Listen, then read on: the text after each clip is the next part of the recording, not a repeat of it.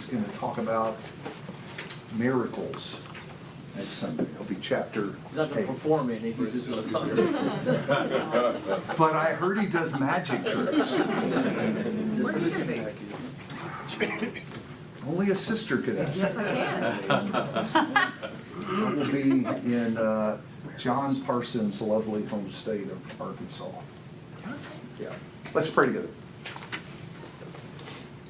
Father, we pray tonight that we will see your work in the moral laws that are written on our heart, and in such a compelling way that we will be able to help others see it too. In Jesus' name, amen. I want to call your mind back to something that was said in the sermon a week ago Sunday about Colossians 4. I hope you will recall that one of the points we made in the lesson was the importance of knowing how to talk to unbelievers. That has been one of the themes running through this class. I need you to let your husband in. He's You really want that? actually John is pretty well behaved in class. I'm okay with him coming in. Yeah, it's unlocked. We're all good.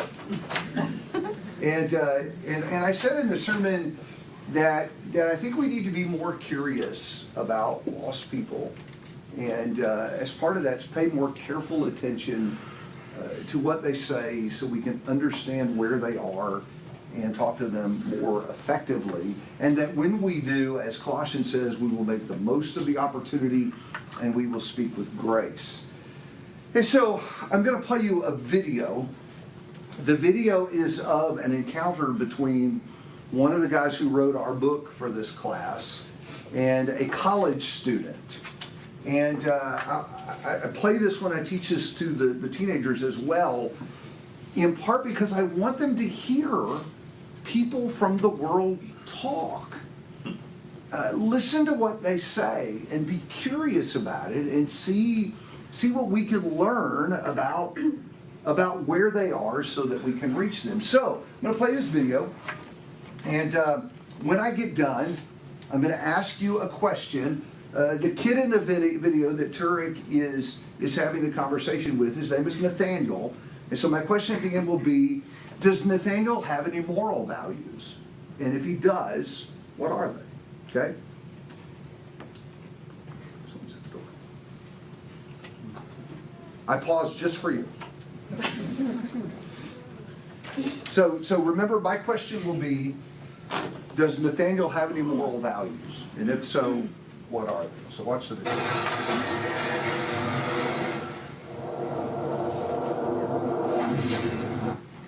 Hello, I'm Nathaniel. Nathaniel. No, so you make 3 specific arguments for the existence of God. A creative argument, an argument for design, and an argument for morality. I, first off, would like to try and take down the argument on morality. Go ahead. Because it's not actually an argument for the existence of a God, it's the argument for the fact that we should have an idea of an existence of a God. Because otherwise there would be no moral basis from which we could sit on. And I disagree with that because I feel that humans are inherently altruistic and moral. Okay, all right, stop there for just a second, Nathaniel. What do you mean by altruistic and moral? We are giving and we care about each other. Why is that good? Why is that good? Because it helps our species survive. Why is it good to survive? Because then we can propagate and move on as a species and continue to exist. So why is that a good thing? Who said it? Why is that a good thing? Yeah. He felt the same way. Because that is what it is.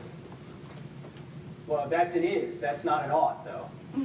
Stalin would say, fine, Nathaniel, I'm going to survive by killing you and taking your stuff. Why is he wrong? Because Stalin would have the initial urge not to. He would feel that the inherent urge of humans is to be caring for one another. There are situations where humans will not be caring about one another, and those are exceptional.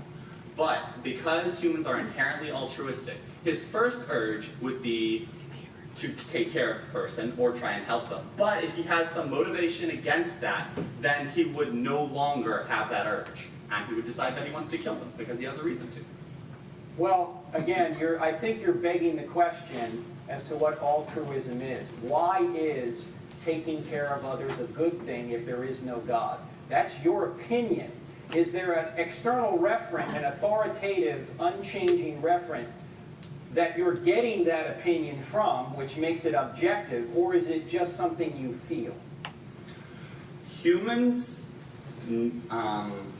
so if you take it from the stance that this is something that is consistent throughout humanity, that we care about one another, then we could superpose that as a moral impulse that we have.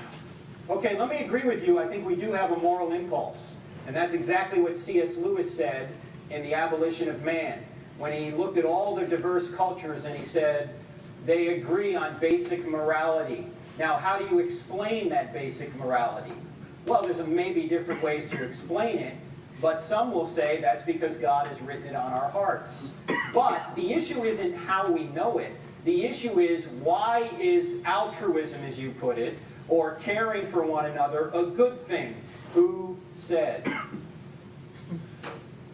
It's not necessarily that who said, it is what is. We are altruistic. There is no need for someone to say that it is a good thing. It is what we are. But if Hitler or Stalin comes along and says, I don't want to be altruistic, I want to be selfish and take everything for myself, and if I have to kill you to do that, I'm going to do that, why is that objectively wrong? Because he is not taking care of other people. Who said it's... Where are you getting this standard this objective standard that you ought to take care of people? Where does that come from if there's no God? So I'm just going to talk about a little example that I know of and some others. So there's 3 different points I'd like to make. First off, we still exist. If we did not take care of each other as a social species, we would have very, very limited capabilities of still existing. We need to band together. We need to take care of each other. We need to be friendly to one another. That's presupposing that survival is a good thing. Why is it a good thing? And why us surviving? Why not roaches? Or antelope? Or black widow spiders? Why do you need the concept of good there? We're still surviving, and we're being nice, kind to each other. We are being caring for one another. Forgive me, Nathaniel, but you're stealing the standard of goodness from God's universe to try and make your worldview work.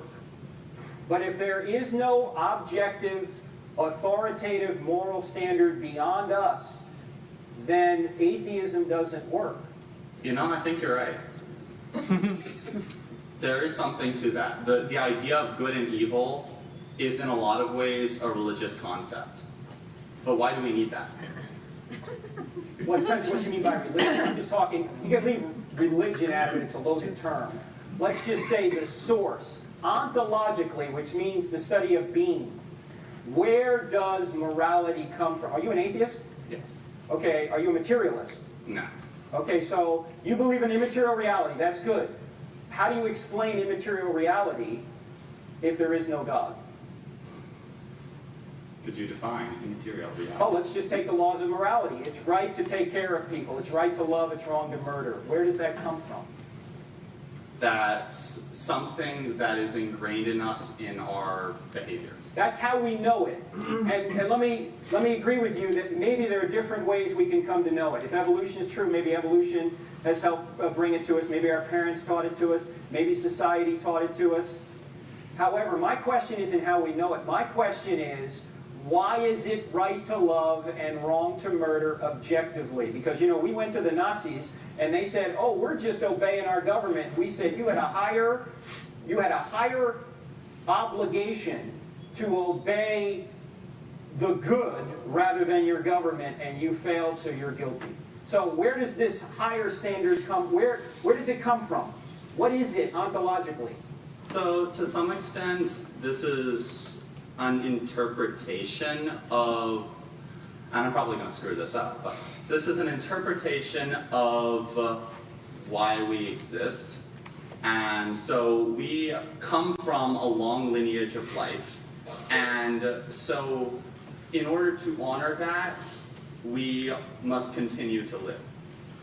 And so, to be kind is to honor that life that we have. And life is all that we have. Okay, I agree with what you're saying here, but you're importing terms, moral terms like honor and good, into an atheistic system that has no way to ground those moral terms. That's my point. Let me ask you another question. I'm going to ask you the question I said I would ask you. If Christianity were true, would you become a Christian? Yes. Great. If I give you a book, would you read it? All right, we'll skip that part. So my question was, does Nathaniel have moral values? Yes. I agree with that. What are they? Be good and kind. Take One of his values is that we ought to be kind to each other. care of each other. We ought to take care of each other. Which would imply empathy in there somewhere. Empathy. Yes. What else? We shouldn't kill each other. Stalin was wrong for genocide. Hitler was wrong. We shouldn't be murdering people. Now, did you get the sense that these were just his opinions, or that he believed these were the rules for everybody? For everyone. Everyone is supposed to live by these rules, right? So what is Turek trying to get him to see? God. Is Nathaniel missing? Where- Yeah, you're 3 steps ahead. Why is Where that the concept of good actually came from. Yeah. Okay. Where that's coming from. Where the concept comes from? The idea of being good and what's good, because if there's a good, then there's a bad, right? Like you gotta have the antithesis of that kind of one or the other. But he's unwilling to see that part of it. So Turek's pushing him to get to that other side of it. There Yeah, is, for every good, there's a bad, right? You could see him struggling, right? There's a question that he's wrestling with there that he's not able to answer. Yes? Oh, I thought your hand was up. Now I'm scared. I would change concept to source, because he was talking about this thought, it still has to come from a source. Okay. Who says good is good? Who says? Yes, Rick? Well, he's not answering the question of how is, he's saying good is designed into us without using the word design. It's just there, but he's not answering how it gets there. Yeah. So I'm going to say something to you, and we're going to wrestle with this for the whole class, but it is the concept that I want you to see tonight. It's critical. And that is, morality has to be objectively grounded. We can't just say what right or wrong is. There has to be some reason that right is right and wrong is wrong. Otherwise, it's just my opinions. It's Apple or PC or Honda or Toyota. It's people's opinion. When it comes to our morality, what grounds it? What makes wrong wrong and right right? As you heard Turek say to him, who said so? Who said that it's right to be good? Who says it's wrong to commit murder? Where does that come from? How is it grounded? Now, for us as disciples, how do we do that? How do we ground morality? How do you know it's wrong to commit genocide? God. God's example doesn't have it in it. I mean, Okay. it does, but not the most. So I would go to Matthew 22, where the lawyer asks Jesus, what is the greatest commandment? And Jesus actually gives him 2 answers. What did he say? First commandment on the list, love the Lord your God. And the second, love your neighbor as yourself. So there's your problem with genocide, if you just want to get to the core of it. I'm supposed to love my neighbor, not wipe him out and take his stuff, right? It's in the Bible. So that's actually where we would go. We would say it's in the Bible. But there's something underneath that grounds the morality taught in the Bible. What is it? Did I lose you with that one? Why is the morality in the Bible true and right? It comes from God. Because it comes, we believe, in Genesis, that says in the beginning, God created the heavens and the earth. Verse 26, God made man in his own image. And as the creator, God has the right to make the rules and tell us what to do. It's not unlike what you have said to your children when you were tired of answering the why question and you told them to do something and fed up, you said, I said so. who gives you the right?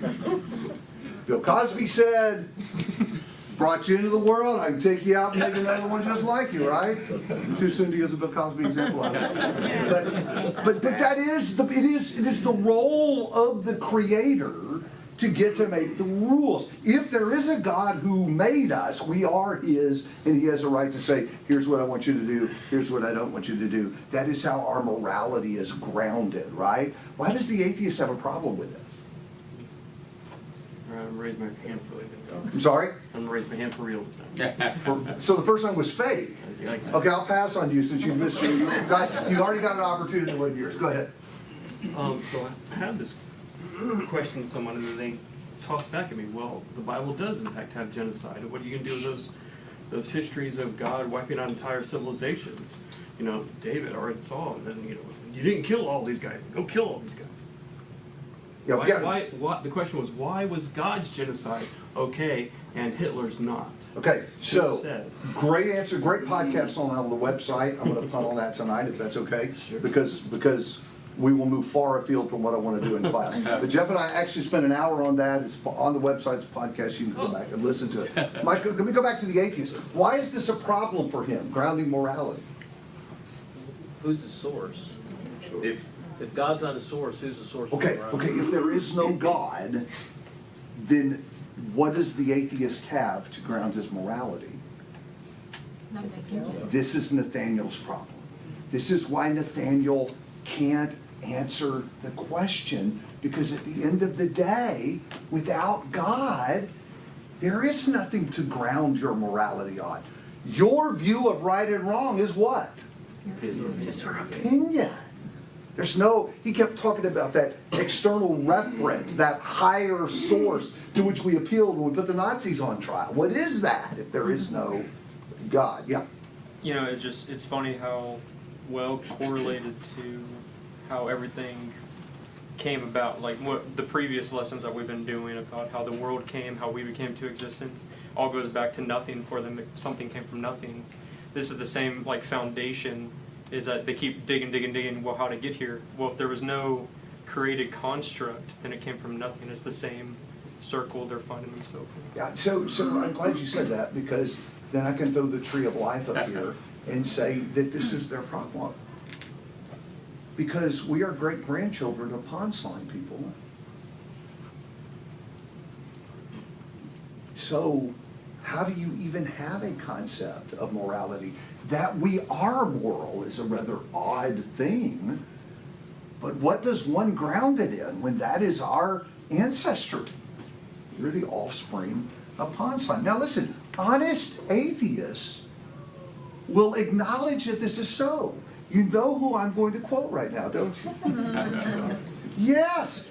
We just need him to keep talking because he is so helpful. Richard Dawkins laid it on the line. Notice this statement. He said, the universe that we observe has precisely the properties we should expect if there is at the bottom no design, no purpose, no evil, no good, nothing but pitiless indifference. You see it? He says it. If we're right about the universe, if the atheist is right about the universe, there is no such thing as right or wrong or purpose. There's nothing, right? So, don't get me wrong. I'm not saying that atheists can't be moral. That's often a misunderstanding. Atheists will push back and say, I know some atheists that are more moral than some Christians I know. And that's true. But that's not what we're talking about. We're not talking about, are you able to behave? Lots of atheists behave really well. The issue is, why do you behave that way? And by what standard will you call upon others to behave well like you do? What if I don't want to? What if you're my neighbor and I've got a bigger gun and I can kill you and take your stuff? What's the objection? Yeah. I mean, he kept saying that it's something that's ingrained in us, and if we are just descended from pond scum, then why is it just us? Why is it just humans that have that ingrained, and not all the other animals? Because I don't think anyone would argue that other animals are moral. I mean, they just Or maybe some would. We have dog people in the class. I've already been in trouble, just warning you. I've got dogs, but I know he's not moral. It is interesting. It is interesting. That a dog bites somebody, and we don't put them on trial, That was a long time ago. right? Why not? Because he's gonna die anyway. Well, it's not moral, right? He's just doing instinctively what dogs do. We may put a dog down, but it isn't his punishment. Why do we do that? So they bite somebody else, right? It's not punishment. You're right in saying that humans are unique. And so there's a whole path to run about how we would even, the descendants of Ponceline came to be moral. It's a curious thing. More importantly, I think there is a wonderful opportunity here to talk to your friends and make a case for the existence of God. Classically, this is known as the moral argument for God. And I will tell you that as we continue to live in an increasingly chaotic world, like Jeff talked about today, there are some wonderful opportunities to argue for God using this argument. So I would invite you, we're not going to have nearly enough time to cover this in class. Go back to the chapter, really think about this. My main objective is hopefully to show you how to use this when you talk to your friends, because I have found it to be a compelling argument. So the argument goes something like this. If God does not exist, then objective moral values and duties do not exist. Okay? But number two, objective morals and values do exist. So, if that's so, then God must exist. Let's work on these first two premises. Is it true that if there is no God, there are no objective morals? Is that true? Yes, that's the point actually that Richard Dawkins makes. I picked this grim-faced picture of him because I thought it would fit the rather pitiful statement that he makes here. So actually you could settle the issue with everyone by saying the most famous atheist in the entire world admits that without God there is no good or evil. But I actually really like the tack that Turek is taking in his conversation with Nathaniel. How does he get Nathaniel to see that? He asked him like 4 different ways, and the answer was God every time. And he asked it What did he ask? different ways, and he was struggling with it because he knew the answer. What did you say? The source. What's his source? Yeah. Turek, and listen, you can get online, and there's a whole collection on YouTube of Turek speaking on college campuses. And I promise you, after you watch a dozen of them, you'll find out this guy doesn't have anything new. He does the same thing every time. So I got another video that I sometimes show the kids in the class where some kid's getting up and he's railing against God. Oh, God killed people, he approved of rape and slavery, and how can you serve a God that's like that? And Turek will go, so you think rape is wrong? And the kid goes, yeah? What makes it wrong? And he goes down the same path again, just like you saw with Nathaniel. Why is it wrong? Who said so? Pressing for the same thing. What is the objective ground for your values? And if you remove God for the picture, there isn't one. And so that's why you saw Nathaniel scrambling all over the place. In fact, it was really beautiful. At one point he said, well, you kind of have a point there. Because there wasn't anything left to say. Now, I will tell you that one of the reasons I really came to embrace this and value it is because I used it on my son. So very early on when we started talking, my son is a fierce moralist.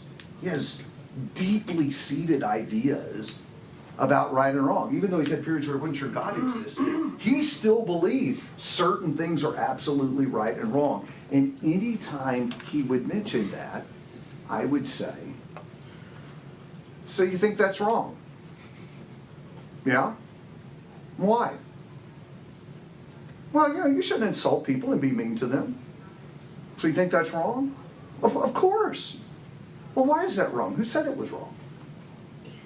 And we did that often enough that by now, years later, when he brings up a moral objection to something, and I say, what makes that wrong? He's like, okay, we don't have to go through the whole thing. I get it. But this is a huge, huge problem for unbelievers.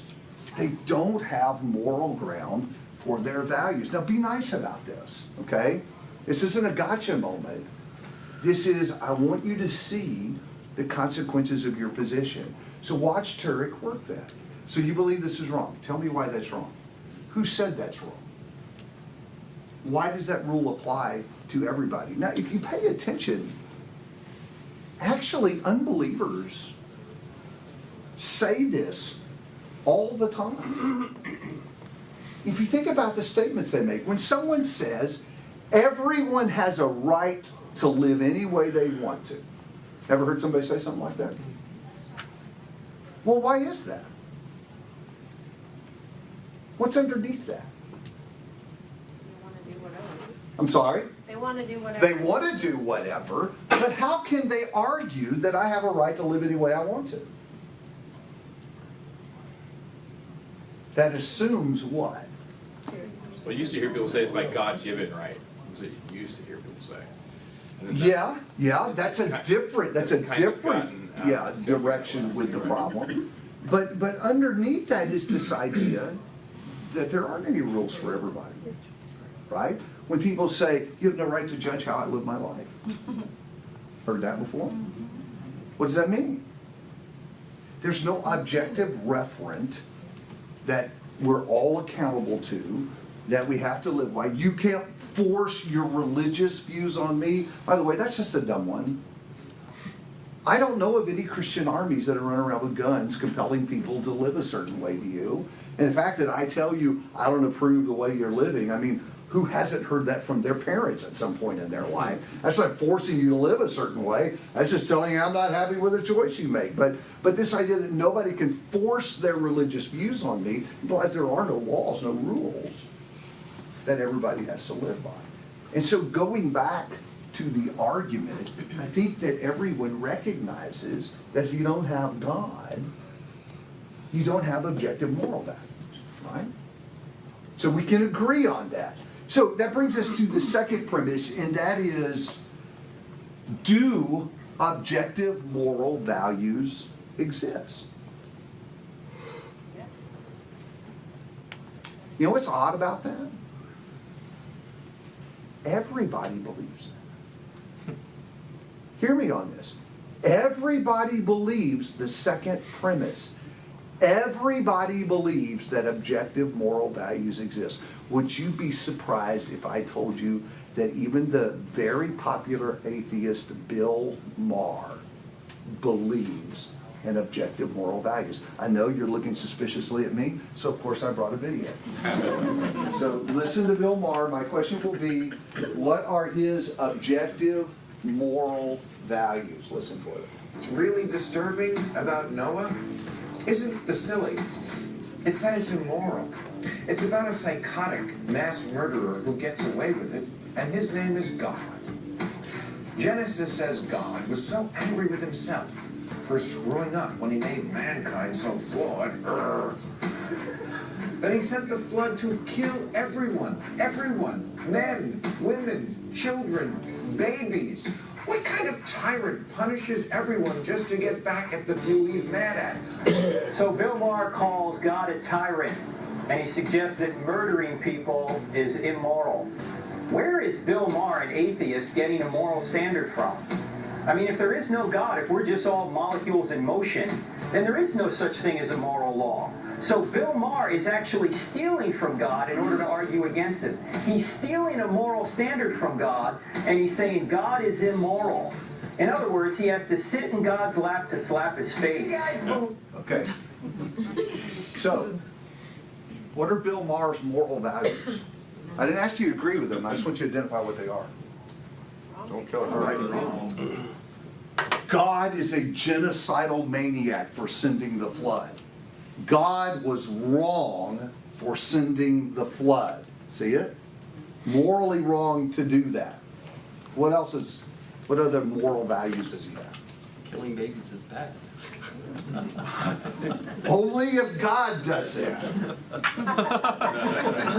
No revenge. I- You shouldn't have revenge, take revenge out on people, is one of the things. Yes. God was doing it to Yes. get back at. Can't take vengeance, punishment. Doesn't believe in justice. Sorry? Doesn't believe in justice.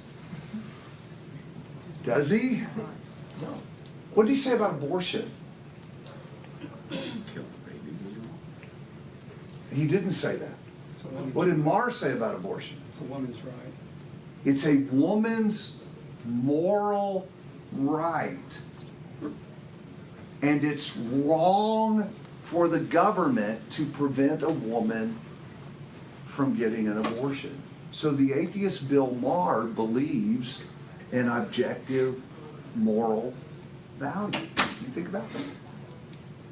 There are rules that everybody ought to keep. A woman should be able to get an abortion. That's a moral right, and everybody ought to follow that rule and adhere to that rule. What God did was evil and wrong, and that's never right. Nobody should ever do that.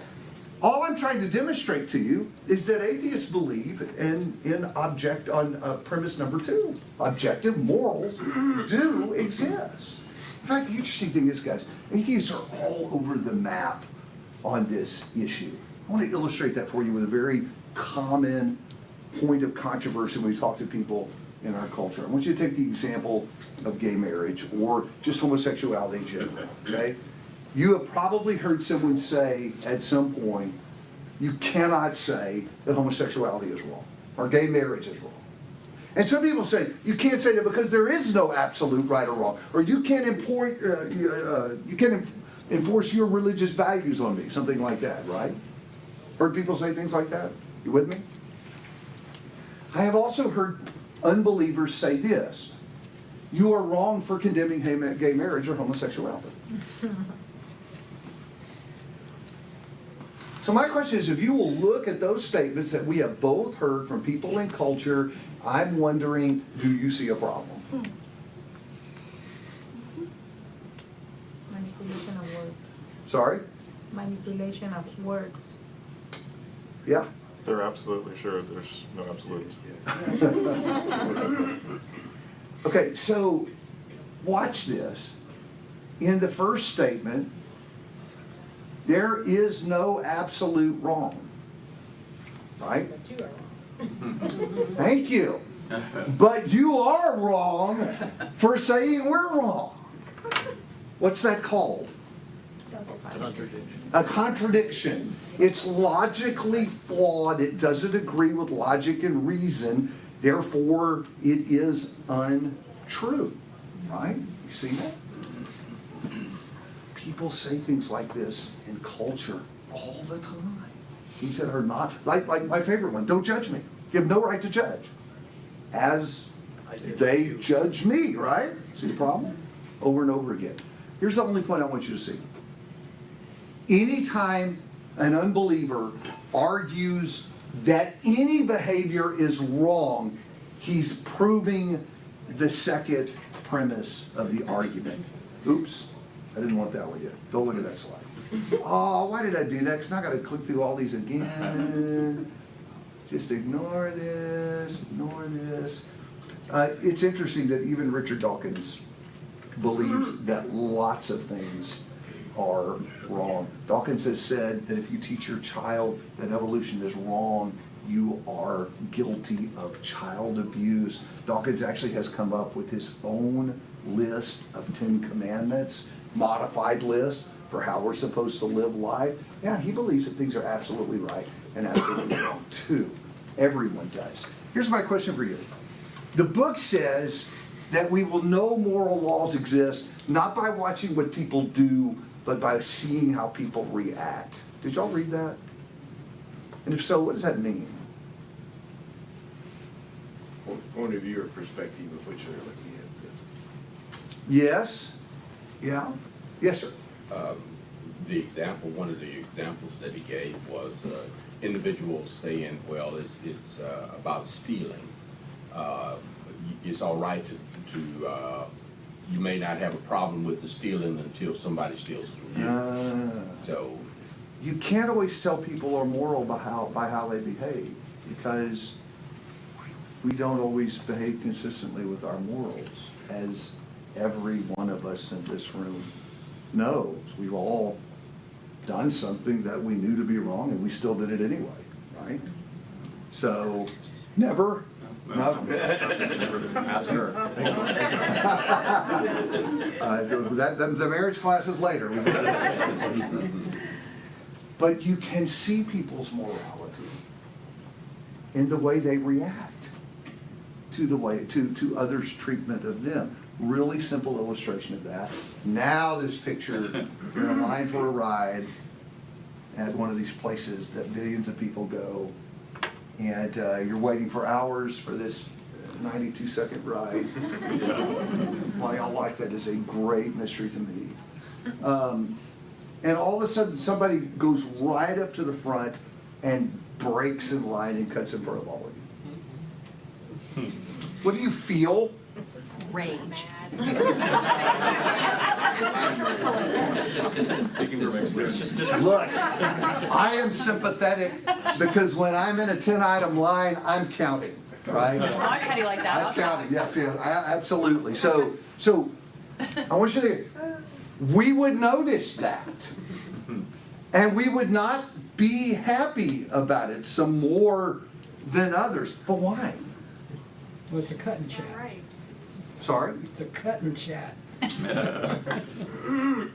But why do we feel rage at that moment? Because we followed the rules. It's not fair. And maybe they don't have a rule against line cutting. Yeah, well, there's got to be one. Here's a cool thing about that.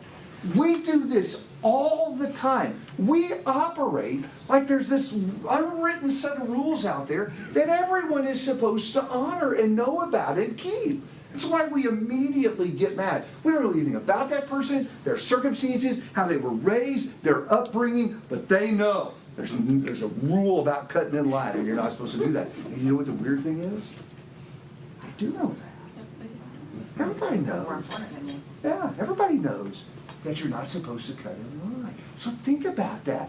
There is this inborn sense of what good behavior looks like. Go ahead, John. You had your hand up. Oh, I was just going to say that if I was cutting in line, I'd say the first will be last and last. The Bible, their way of shutting this down. I'll tell you what I think is interesting is I've had unbelievers push back and say, yeah, but you know those guys on death row, they don't have any morality at all. And of course, my question is, have you ever talked to anybody on death row? Because I have. Just watch documentaries. And they do. They do. They still have a sense of like, that's why like pedophiles get killed in prison, because that's something that these other murderers like don't do. This bad thing, right. You can't do that bad thing. Listen, steal their cigarettes. I've seen every episode of Dave Live, like I know, right? Steal their cigarettes, and they will tell you how awful it is that someone stole. Or listen, I have sat and listened for hours as an inmate raged against the justice system and its inequities, at least in their case. There is a moral sensibility there. And so think about where that leaves us. This is really, really important. Everyone knows that objective moral values exist. And backing up, the first premise was, you can't have them without God. And so where does that lead us? God has to exist. It is a compelling argument, particularly in our crazy world where people want folks to behave. It's an opportunity to say, you can only get good behavior with God. Otherwise, you don't even have a right to be griping, because there's nobody with the right to make the rules for everybody. Does that make sense? Do y'all follow that? Anybody have a question or comment on that fundamental idea? I mean, that's one of the problems. It's not necessarily objective morality, it's subjective morality. A communist in China believes they're doing the right thing when they execute the dissidents who are attacking against them, because they are there to protect the system. So their subjective moral, of course, objectively we know that's wrong, but they see it as their right because it's a subjective moral value. And that's the whole world today. And it has been since the beginning. Yeah, that's the problem with that is that while that may be true, we don't treat it like it's subjective.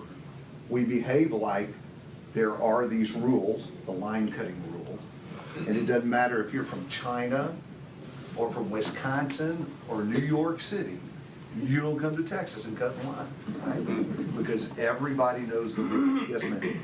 I just wanted to read part 175. It says, "The moral law is not always the standard by which we treat others, but it is nearly always the standard by which we expect others to treat us."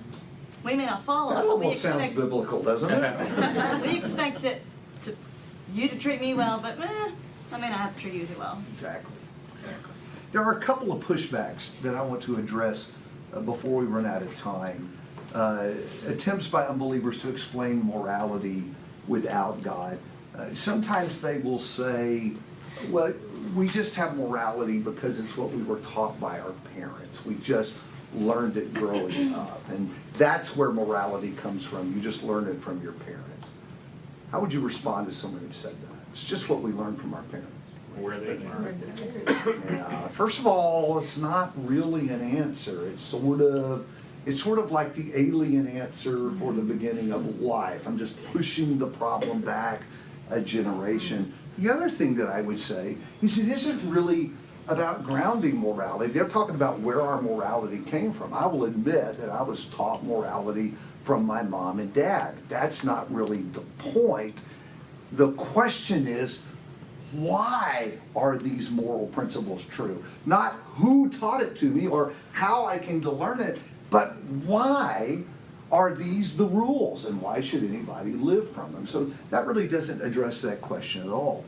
The second thing that unbelievers will argue is that morality is simply a product of our evolution. So for example, they would say, take the caveman, back when we looked a little more like monkeys than we do today. He's enjoying some beast that he has killed with some of his friends and getting some of the food, but one of his buddies takes more than his fair share, and so he takes a club and he beats the guy to death and takes him out, right? Because that's just what they did. But then he realizes on the next hunt it's harder because we killed Joe. And so they begin to discover this idea that community is important, and if we kill Joe, we don't have anyone to help us hunt the next time. And so through evolution, they came to learn that killing was bad and community was good. And so some would say morals are just a product of our evolution. How would you respond to that? Well, first of all, how do you know fair share of what? I mean, because there's some moral subjectivity or objectivity there. Turek has another book called Stealing from God, and that is exactly, the reason we live in a moral country, folks? Because all these crazy people who don't know when they get up in the morning whether they were a boy or a girl grew up with parents who taught them something about the Lord and the Bible, and that's why we have the values that we have.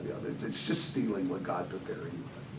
You could almost just kind of roll with that and go, okay, so if morals come from evolution, just throw back to the previous lessons and then tell me about evolution a little bit and then go to there and go back to God from that point. Yeah, the problem is that evolution actually hurts them. It doesn't help them. If we just evolve this, why should I feel compelled to keep it? Who knows what moral values we will evolve next time, right? In 1,000 years, they may be completely different. And so morals then are relative. It's just where we are in the current state of evolution. Yes, sir? And it goes against one of the primary precepts of evolution, survival of the fittest. How so? Survival of the fittest means you can't be altruistic against somebody that's disabled, somebody that's not as strong as you. They must be taken out to survive, to improve the species. Yeah.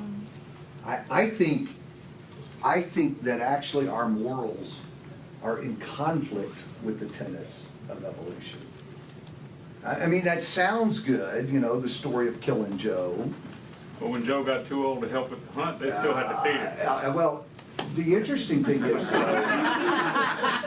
it doesn't account for when our morals go against the survival instinct. Because that's why you don't kill Joe. You need Joe's help so you can survive, right? So then survival is the thing. Even Nathaniel said survival of the species is the thing. Then why do our morals teach us to do things that work against our survival? Think about it.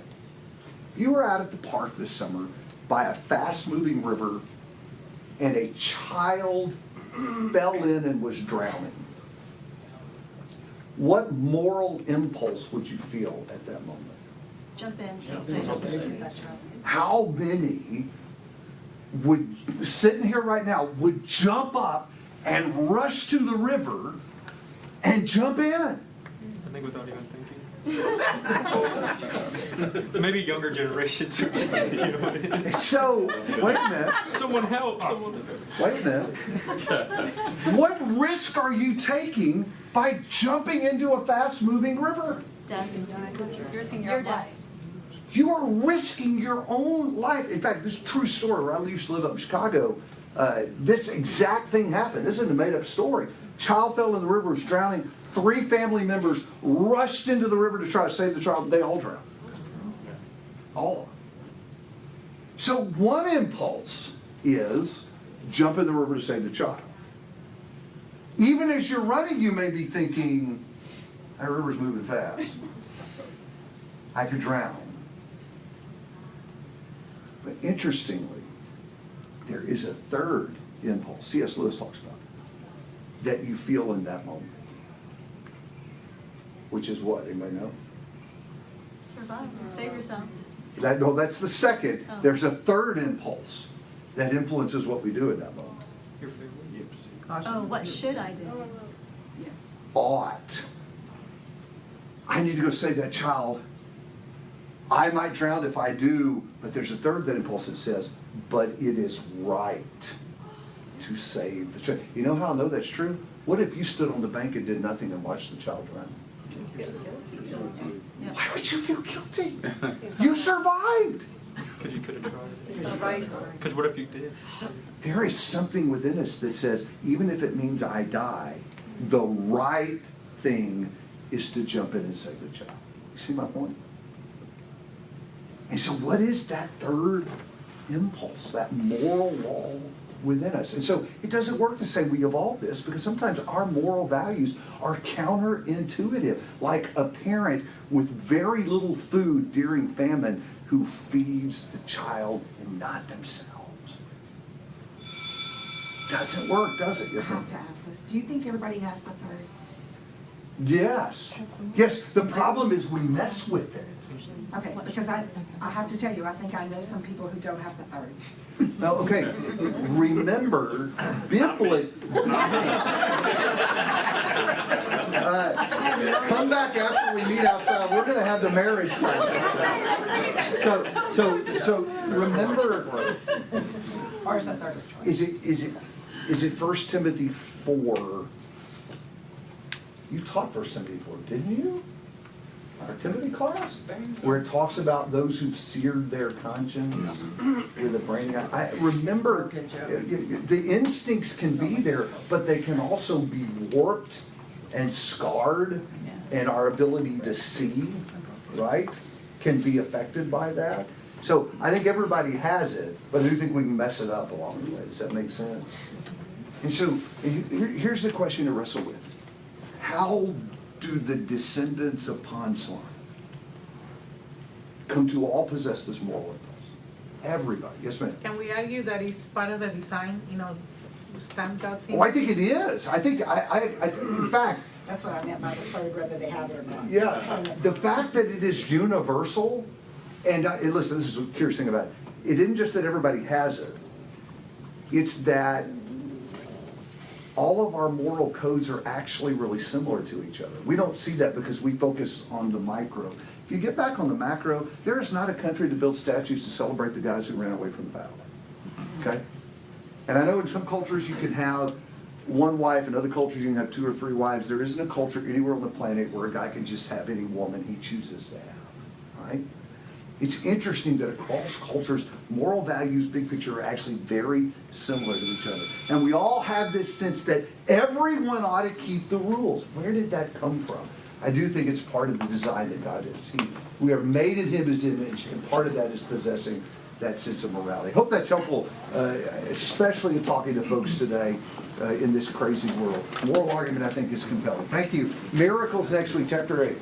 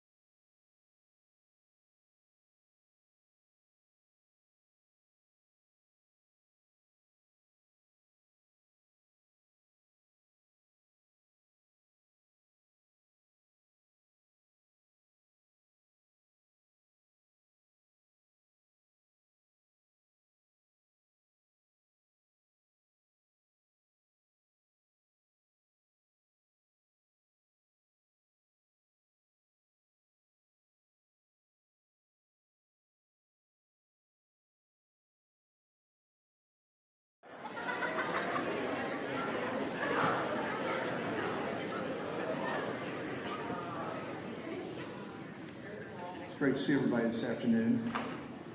Just want to give you two reminders that you already know about. Friday night, is our annual singing. And then remember this Saturday, the next week, a week from this coming Saturday, is our back to school event for our young people. So please be keeping those in mind, praying that God will be glorified through the things we do together. And I want to encourage you about the Bible reading. We're finishing up Colossians this week and starting Philippians soon. Schedules are returning back to normal with school being back in session. You guys can cheer loudly when I say that. But if you've gotten off a little bit with the busyness of summer, jump back on and let's continue with our Bible reading together as we begin to wrap up our year. We're going to sing the Holy Heart tonight. Hunter has been working on this one in the song learning class, and so he was eager for me to lead this to get us more familiar with it, just in case you're not in the class. So I want you all to join me in singing this song together, the Holy Heart. The print is small in this book. Hang on, I need my glasses. O deep, for me he was forsaken, for me he died alone, my sin forever taken, that I might be his own. The Holy Heart was broken, sent from the Father's side, the Son of God forsaken, the holy sacrifice. The Holy Lamb was stricken, abandoned and alone. He bore the world's affliction, he bore it as his own. For me he was forsaken, for me he died alone, my sin forever taken,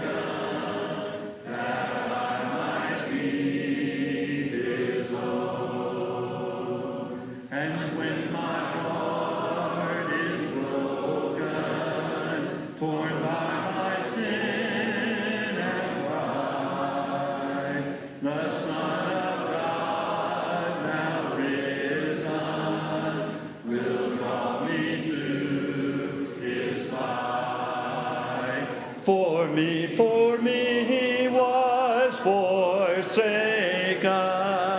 for me he died alone, my sin forever taken, that I might be his own. For me he was forsaken, for me he died alone, my sin forever taken, that I might be his own.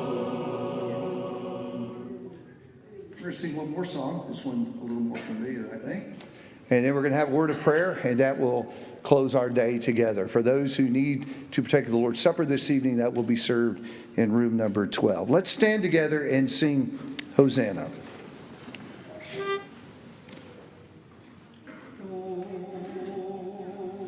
Hosanna, Hosanna, Hosanna, yes, Hosanna, Hosanna, Hosanna, yes. Lord, we lift up your name with hearts full of praise. So be exalted, O Lord.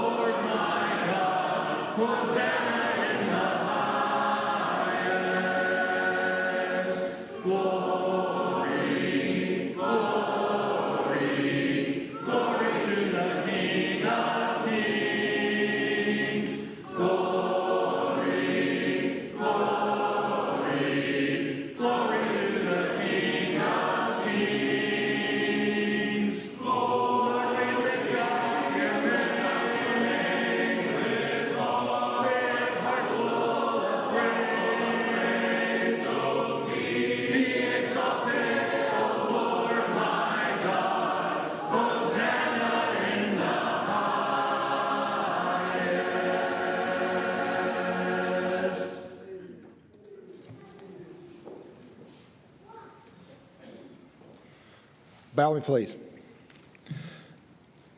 Father, we humbly come to Thee in Thy greatness and Thy power, and thankful for the love that You have for us. We realize that all things come from Thee, and we owe You all. We're especially thankful for Your Son who died for us, and help us to always to look to You for the guidance and the strength that we need to get through this life. We do ask a special blessing on those who are ill, those who are grieving. Watch over them, give them strength. Help us to give them strength. Get through the time and look to You for strength. Forgive us of our sins and bring us back. In Christ's name, amen.